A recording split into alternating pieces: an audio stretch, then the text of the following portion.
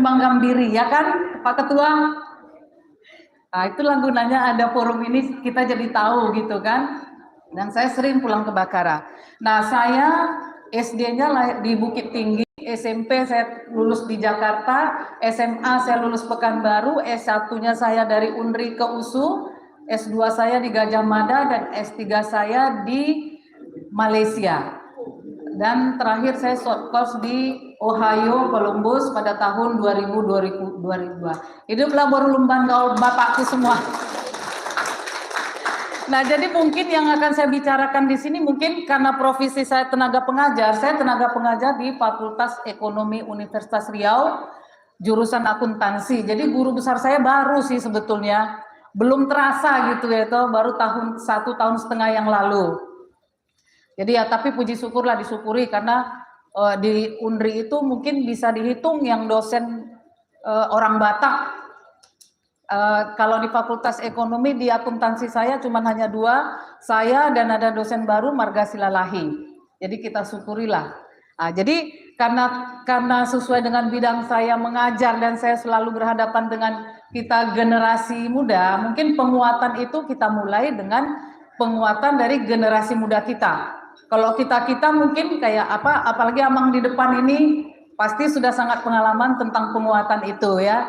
Jadi mungkin saya simpulkan beberapa aja dari yang mungkin kita lakukan untuk membentuk generasi muda yang bisa bertahan dalam setiap kondisi baik lokal maupun global. Jadi apa-apa kira-kira yang harus kita persiapkan untuk meningkatkan daya saing atau daya bertahan atau dari generasi muda kita. Yang kita harapkan mungkin kompetensinya itu yang harus bisa memenuhi keadaan sekarang. Seperti tadi Pak Ketua bilang, perkembangan sudah ke digital gitu kan, era itu mindset itu sudah berubah dan sistem belajar juga sudah berubah. Kalau dulu zaman saya lahiran tahun 63, berarti saya sekarang udah 61 tahun. Jadi kalau era belajar dulu kan pusat sentralnya di dosen. Kalau sekarang dosen itu adalah pelayan, yang dilayani adalah mahasiswa. Jadi sistemnya student center learning, berpusat ke mahasiswa. Jadi mahasiswa itu atau generasi itu diharapkan harus kreatif. Kalau mereka nggak kreatif, kelasnya mati. Apalagi dengan menteri kita ya, tapi nggak menteri lagi ya.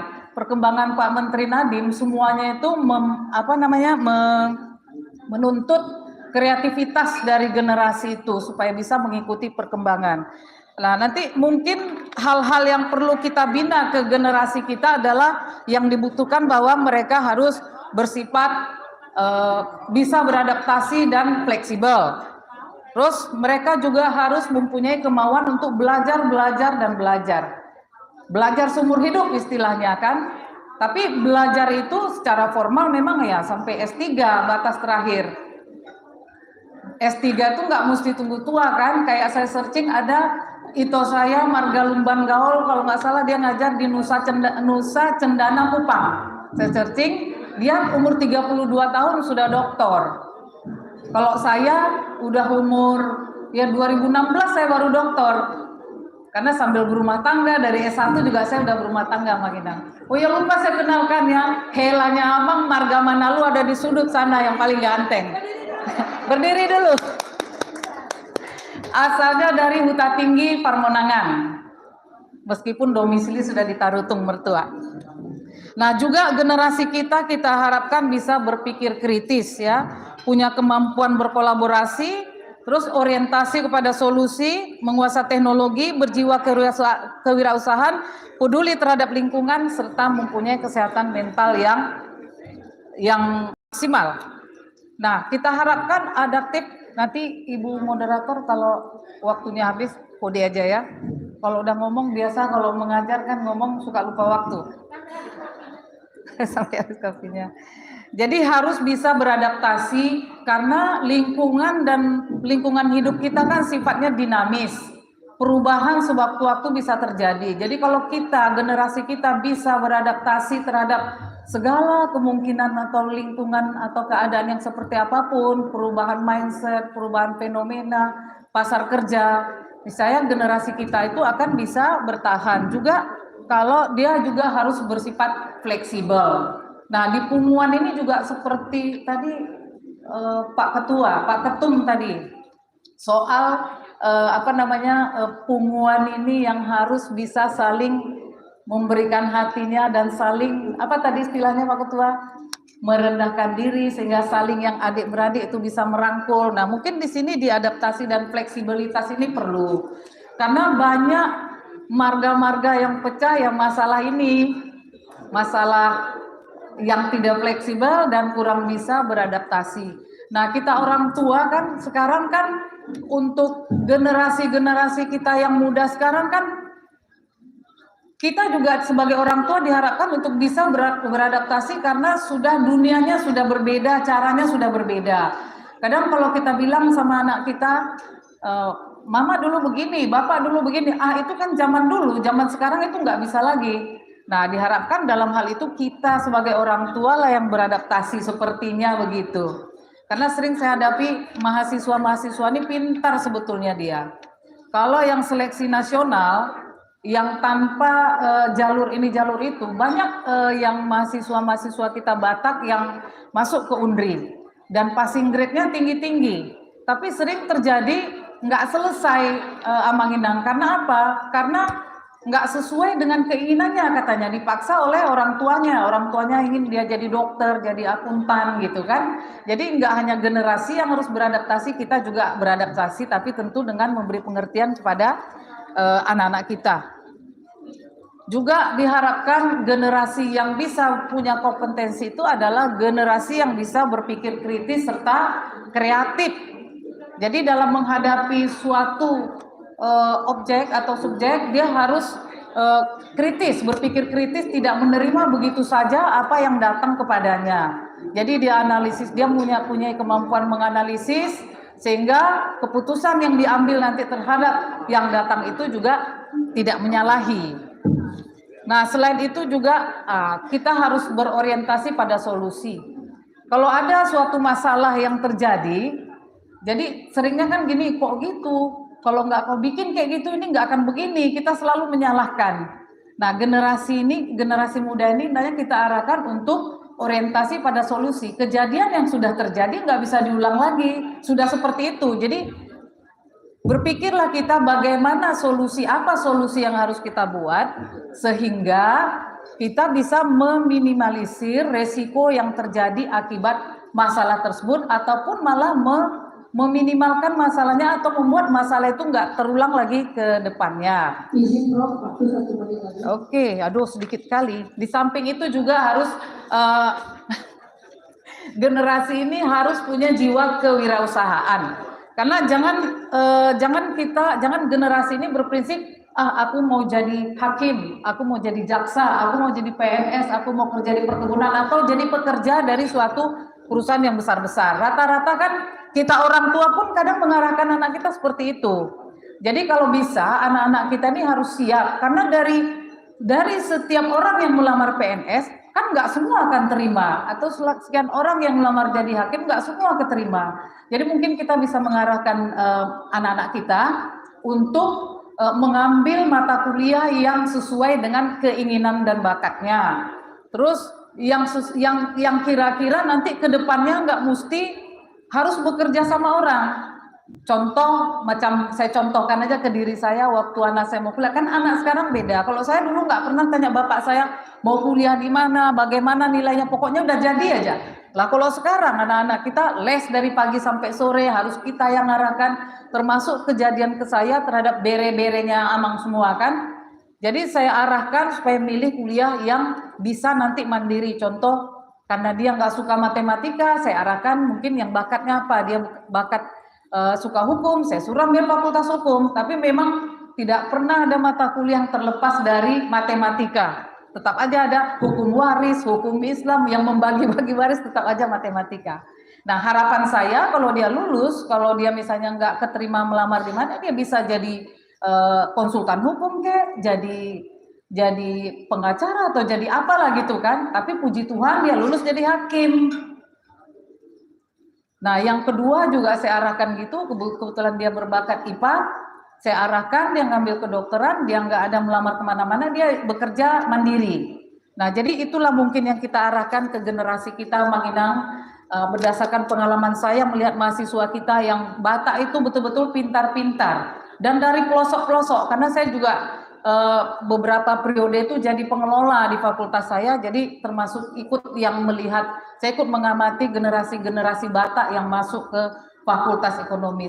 Semuanya pintar-pintar, passing grade-nya tinggi, mungkin arah yang ini.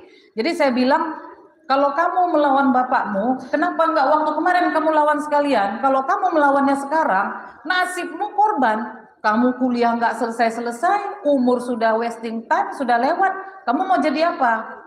Jadi sepala kamu turuti orang tuamu, minimal sampai kamu lulus turuti. Nah, itu dia. Jadi mungkin gitu aja, Amang Inang, bapakku, mamaku, paribanku semua, mungkin itu yang bisa saya beri. Bagi yang pengen tahu lebih lanjut bisa japri dan gratis. Ya. Jadi mungkin closing statement closing kita di dalam penguatan generasi bangga supaya bisa jadi generasi emas. Silakan Prof. Baik, closing statement yang bisa saya berikan, saya harap, saya sangat bangga sekali ada, saya harus ada tugas di UNRI yang saya udah makanya nggak pakai kebaya kayak mama saya karena tadinya mau ke UNRI tapi terakhir nggak enak juga, saya bilang udah saya batalin, minta izin, jadi saya tetap di sini nanti. Jadi closing statement itu dengan adanya Parlu Gabona ini tadi seperti kata Ito Pak Ketua, akan ada LBH, ada hal-hal lain lah yang akan mewadahi. Saya harap bisa memfasilitasi generasi muda kita untuk membentuk dirinya akan maju. Contoh misalnya saya ngajar, nanti mungkin tentang perguruan tinggi bisa diskusi ke saya. Di samping itu saya juga punya kantor konsultan pajak, siapa yang mau belajar pajak apa bisa menanya ke saya. Terus ada lagi yang pejabat-pejabat tinggi negara, tentara segala macam bisa memberi minimal ya dalam tanda petik. Kayak saya sering orang-orang tua kita Batak menanyakan kondisi anaknya, itu kan satu informasi. Misalnya sebetulnya anaknya nggak lulus-lulus kenapa gitu, kan dia nggak punya akses. Nah contohnya seperti itu. Jadi saya harap Amang, Inang, semua Pariban yang punya akses yang bisa membantu generasi muda untuk lebih kuat, lebih maju, saya harapkan kesediaannya untuk memberikan waktunya sehingga maksimallah usaha hula-hulaku semua untuk membentuk forum ini atau Parlu Gabona ini. Terima kasih, selamat siang, mohon maaf atas kekurangan. Salam sejahtera bagi kita semua. Horas, horas, horas. Terima kasih. Satu-satunya profesor lembaga yang ada di Indonesia. Oh, itu salah. Kasihlah dia. Baik Amang, burung irian, burung cendrawasih. Saya belum sempat itu baca apa mohon undur diri. Udah siap. Mohon maaf jika ada pantun yang salah. mau bilang Saya lanjutkan mau bilang apa laporan panutan ke MC berikutnya. Kalau itu dari mana? Jakarta. Acara Munas, acara sidang pleno ya. Sidang pleno Amang Joni Lumbangkau. Terima kasih. Oke, boleh ditukarkan, boleh tidak ditukarkan. Begitu memahami yang nami. Bahwa ada lebih di luar asal masuk kita asal di sesi kedua kita sidang pleno.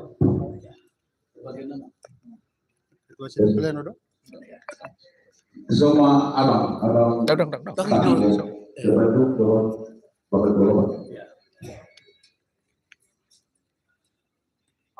Semua sosok kita berpengetahuan utusan-utusan dari daerah supaya kita mengambil tempat agak ke tengah. Nanti peninjau kalau mau keluar tidak apa-apa, undangan kami Amang, Inang, mulai keluar, Bu Ima istirahat atau tapi utusan daerah kami berharap jangan ada yang meninggalkan tempat. Kita ambillah posisi yang di sebelah tengah. Utusan daerah ya, bukan yang sebelah sana daerah. Kita ambillah posisi di sini. Mohon maaf yang kurang, ya, supaya bergeser ke samping gitu kan, oke ya. Nah, jadi benar-benar yang jalur tengah adalah peserta Munas. Ya. Mana mati dulu kan? Kalau mana mau? Mana mati? Mana mati bukti? Mana? Ketua. Oh, hanya kau tadi kan? Aku belum mana kau dulu bayar kantor mah. Apa dia lilik? Barangnya juga. Ada benang mau dua hai pantun mulai saya bayar. Bang macam ada undang kuat ada nggak ada wow. Ada juga. Jadi setelah kita selalu undang peserta Munas Parugabona ada untuk satu sada diri orang kepala itu bonate nang so kita selalu undang panitia minta tolong yang kedua kalau masih ada utusan daerah supaya ikut di sini ya, supaya ikut di sini. Kalau nggak ada tempat duduk boleh masih geseran. Peserta adalah utusan daerah masing-masing. Kalau malam partai berdugaan. Ya Bang. Sambil perkenalan kita. Perkenal. Oh, saya. Jadi sedih betul. Jadi melalui mandiak kadama, roh dainak, dia mana soal kuaria deh. Karena mempersingkat waktu tanpa mengurangi rasa hormat kami di sini sebagai steering komite yang dipilih kemarin. Pertama saya perkenalkan, tapi sebelum saya perkenalkan, saya juga ingin berpantun. Kami juga ingin berpantun. Ya. Jalan-jalan untuk Munas ke Pekanbaru. Cakep. Banyak dari desa Nawalu tapi bisa bertemu. Cakep. Dan sukses Munas yang ke-1. Banyak ide di Munas mulai yon nagabe bersatu. Saya perkenalkan, saya Benny M. Lumbengaul dari Bandung. Henry Lumbengaul dari Jakarta, Cikarang, dan saat ini bertugas di Pekanbaru. Hobart Lumbengaul dari Medan. Jadi songonima nabui upasahan kami perkenalan. Mudah-mudahan dengan Munas ini saya rasa dan sesuai tadi khotbah dari Amang Pendeta bahwa kita di sini Munas bukan karena kebetulan. Kalau Munas ini yang menyatukan kita itu adalah rencana Tuhan. Jadi tidak ada yang kebetulan. Untuk selanjutnya saya serahkan untuk membacakan dan memulai ke Henry. Jadi terima kasih buat kita semua. Kami bertiga di sini sebagai steering komite pengarah hanya untuk membahas tata tertib. Nanti sidang plenonya akan kita pilih ketua atau pimpinan sidang. Jadi kita masing-masing sudah memiliki rancangan tata tertib yang akan kita sahkan sebentar lagi. Kalau belum ada, boleh diminta ke panitia. Sudah semua amanginan utusan daerah? Masih ada belum? Karena ini mau kita bahas sekarang, bukan anggaran dasar dulu, bukan. Ini dulu. Sudah? Oke, panitia, ada amang yang di belakang dulu. Sudah? Komplit? Oke, jadi terima kasih buat semuanya atas waktunya. Maka dengan ini saya akan membuka rapat untuk pembahasan tata tertib yang dibawakan oleh kami sendiri dari komite yang ditunjuk tadi malam. Rapat kita buka secara resmi.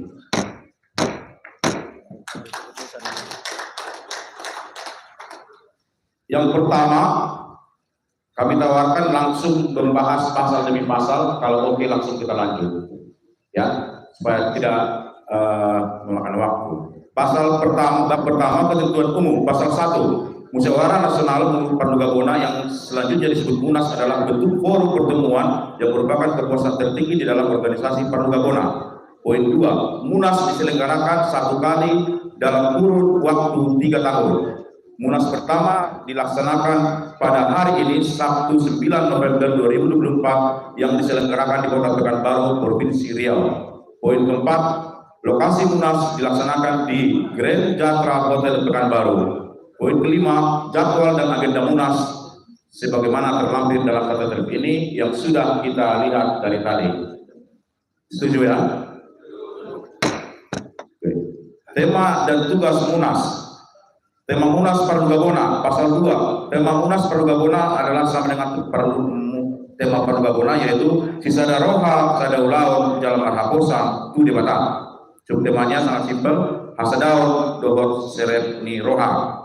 Tugas Munas pasal 3 menetapkan anggaran dasar anggaran rumah tangga Parugabona Indonesia, menetapkan dan melantik Dewan Pimpinan Pusat periode 2024-2027. 3. Mengeluarkan keputusan yang menyangkut permasalahan organisasi dan masalah-masalah penting lainnya yang dipandang perlu oleh musyawarah nasional dan belum tercakup dalam ayat 1 dan ayat 2 di atas. Ada ya.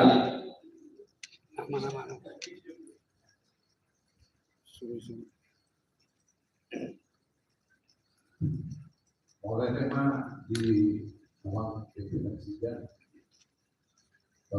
saya tahu yang maupun Jakarta maupun jadi klarifikasi di tugas Munas pasal 7 menetapkan anggaran dasar anggaran rumah tangga Parugabona Indonesia.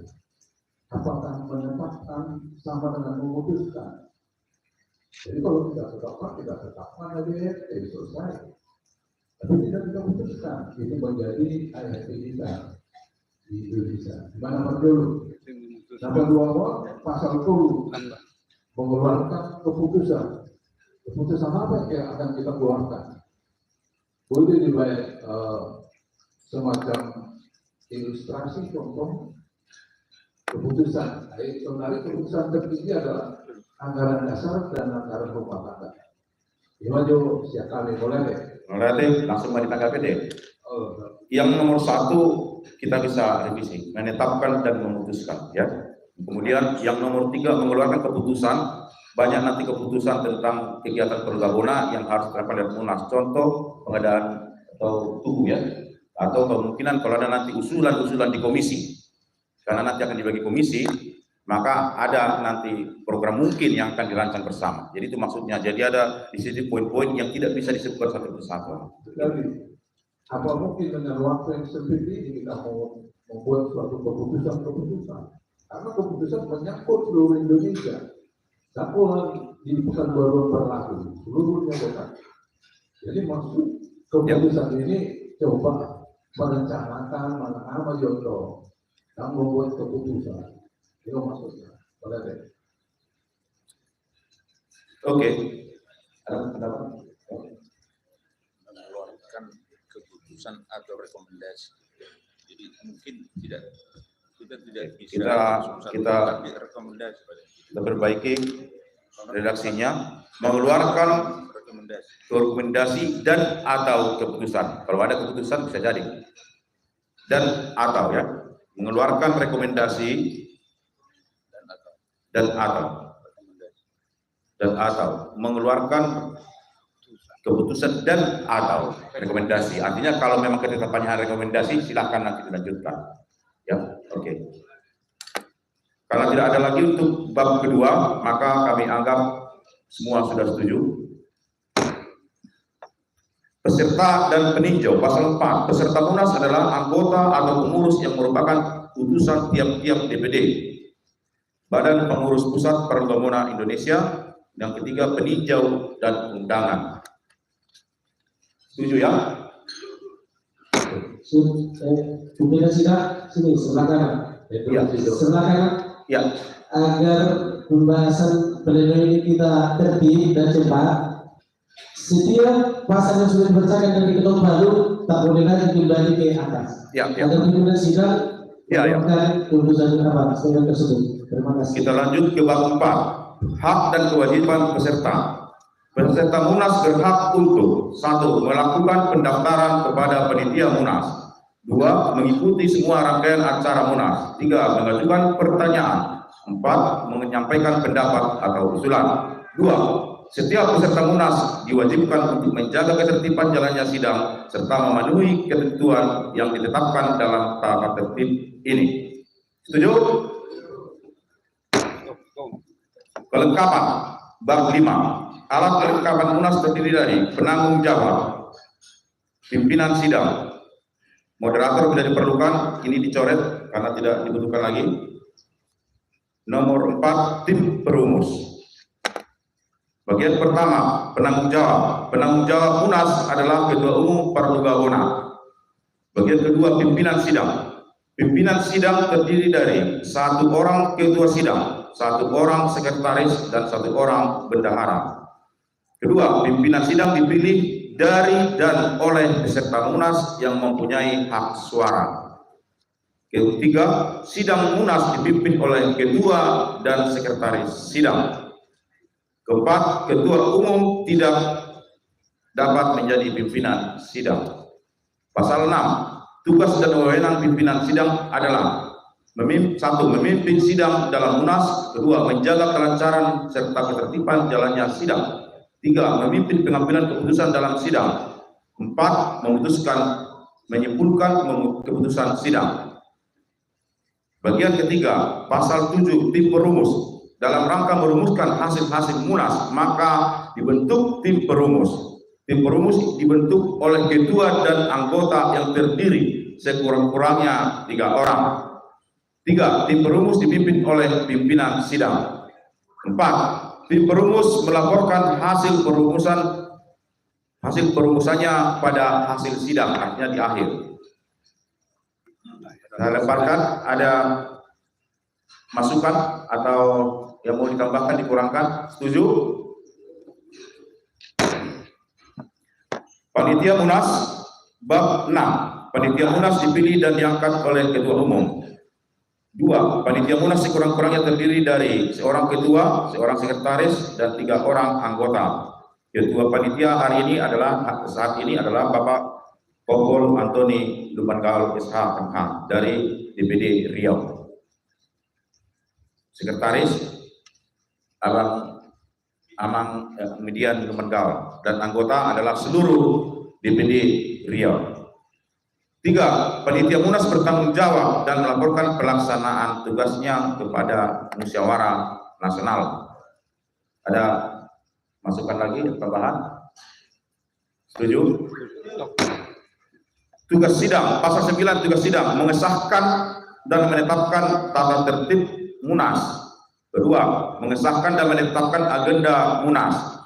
Ketiga, menetapkan ketua umum dan BPH DPP Parlugabona Indonesia. Keempat, menetapkan hal-hal yang dipandang perlu oleh munas. Kelima, mengesahkan hasil sidang. Ada masukan? Tugas persidangan hari ini ada 5 poin. Terima kasih. Tata tertib sidang, persidangan, dan keputusan sidang. Bagian pertama, pasal 10, tata tertib sidang. Peserta sidang adalah seluruh utusan DPP dan DPD. 2. Seluruh peserta sidang harus melakukan registrasi ulang kepada panitia munas, yaitu yang kita lakukan tadi pagi ya. 3. Pandangan, pernyataan, usulan, dan saran yang diajukan oleh peserta sidang disampaikan secara lisan maupun tertulis yang mekanismenya nanti akan diatur oleh pimpinan sidang. 4. Peserta yang mengajukan pandangan, pertanyaan, usulan, dan saran diwajibkan menyebutkan nama pribadi dan anggota utusan dari daerah mana.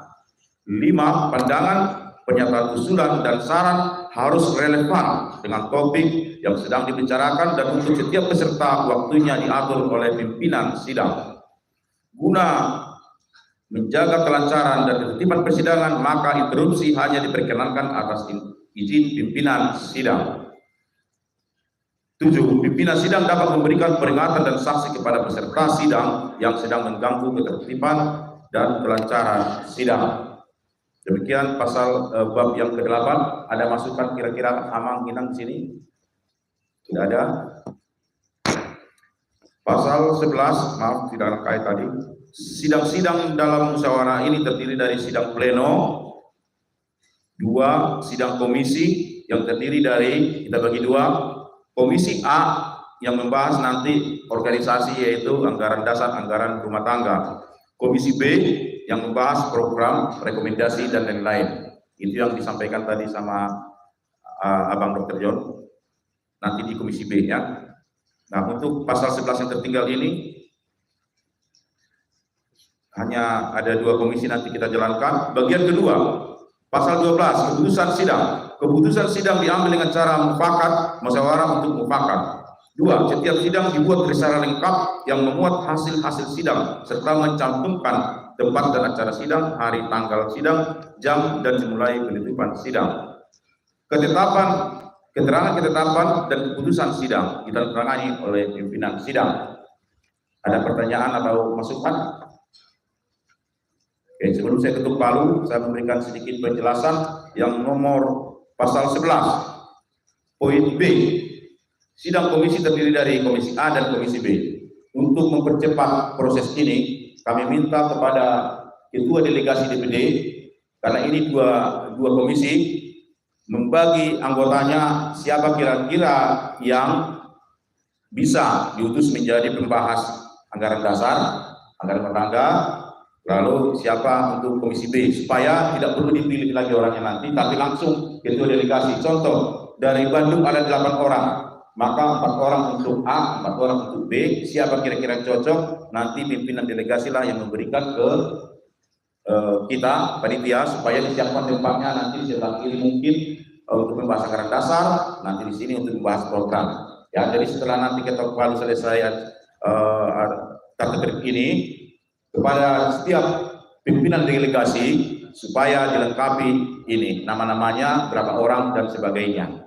Ya, tapi dengan catatan satu ya, supaya cepat kita nanti ya, jadi nggak perlu memilih-milih lagi. Demikian untuk bab yang ke-8 ini ya. Saya tata cara pengambilan keputusan itu bab 9 pasal 13 pengambilan keputusan. 1. Peserta yang turut dalam pengambilan keputusan adalah peserta yang dimaksud dalam pasal 10 ayat 1 dalam tata tertib ini, yaitu pasal 10 ayat 1 tadi itu adalah putusan DPD. Kedua, keputusan diambil berdasarkan musyawarah mufakat mardus niroha. Apabila tidak tercapai mufakat, maka diambil keputusan melalui tata cara pemungutan suara. 4. Pemungutan suara adalah 1 suara per 1 DPD. Jadi kalau banyak dari Jakarta nggak boleh dong banyak suaranya kan? Kira-kira demikian. Saya ulang, nomor 4, pemungutan suara adalah 1 suara 1 DPD. Suara dinyatakan sah apabila disetujui sekurang-kurangnya jumlah DPD yang hadir tambah 1 saat ini. Jadi nanti kita tolong panitia diregister lagi DPD kita yang datang sebelum sidang supaya kita nanti tahu berapa DPD yang aktif, yang hadir ya, bukan yang tertulis di situ.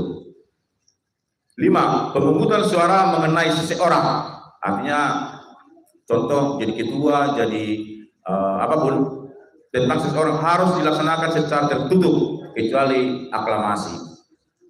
Itu penjelasan pasal 13. Ada pertanyaan atau masukan? Tata cara pengambilan keputusan mulai tema kita. Ketentuan penutup, segala sesuatu yang belum diatur dalam tatib ini diputuskan nanti di sidang paripurna yang dipimpin oleh ketua sidang, dan keputusan ini berlaku sejak tanggal ditetapkan di Pekanbaru 9 November.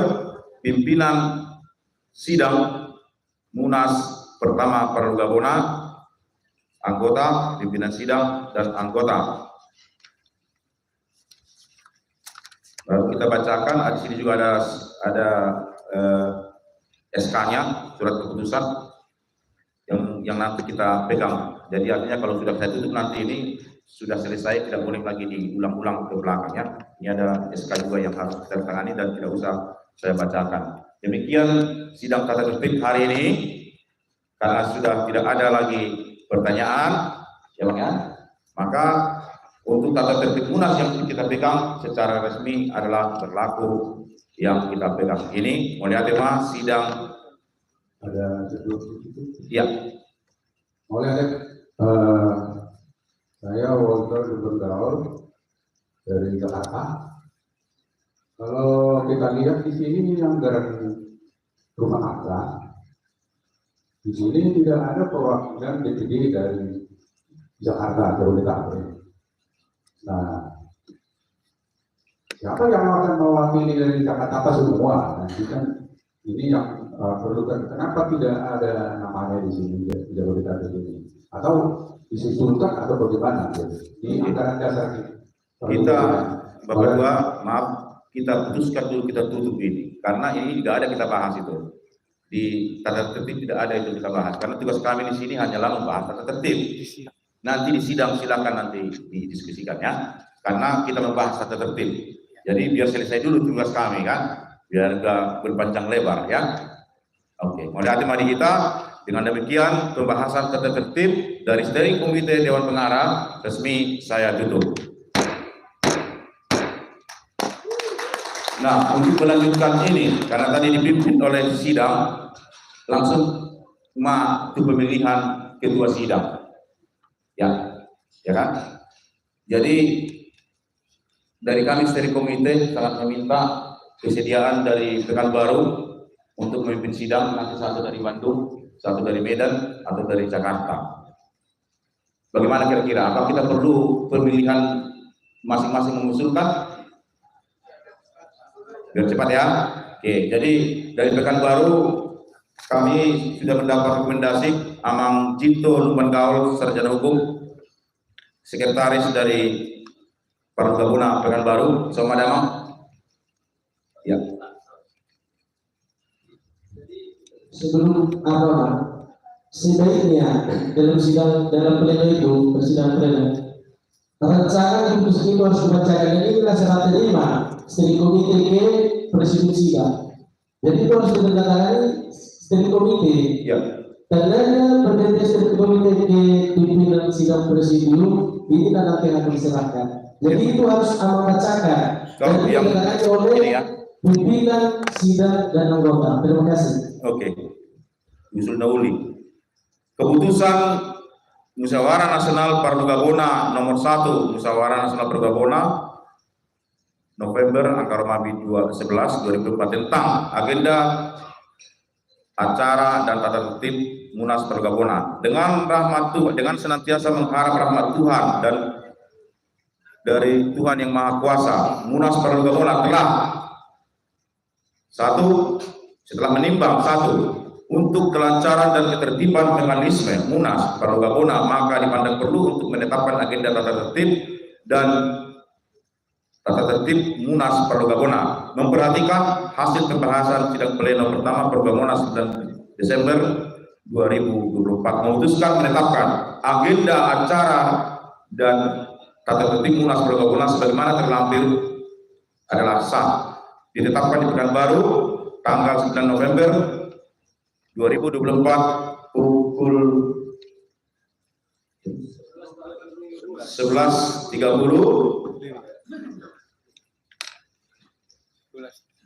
Pimpinan sidang pertama Henry Lukman Gaul, yang kedua Benny Lukman Gaul, yang ketiga Kobat Lukman Gaul ditandatangani.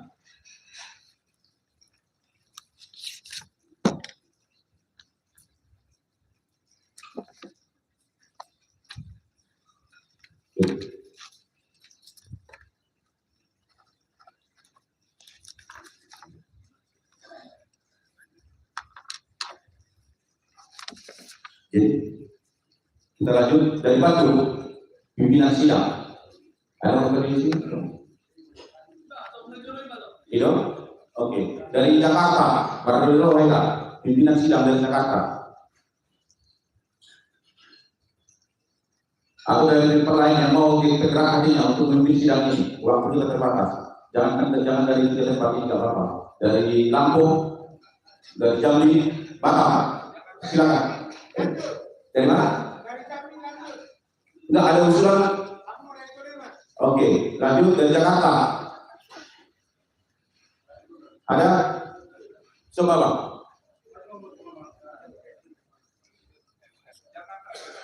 Jakarta, sekretaris kurang, dua lagi, biar pas 5. Abang dua lo? Abang? Ya situ. Abang Abang Marduga. Dari Jakarta, satu lagi biar pas 5. Dari Medan. Dari Medan. Udah ini Medan.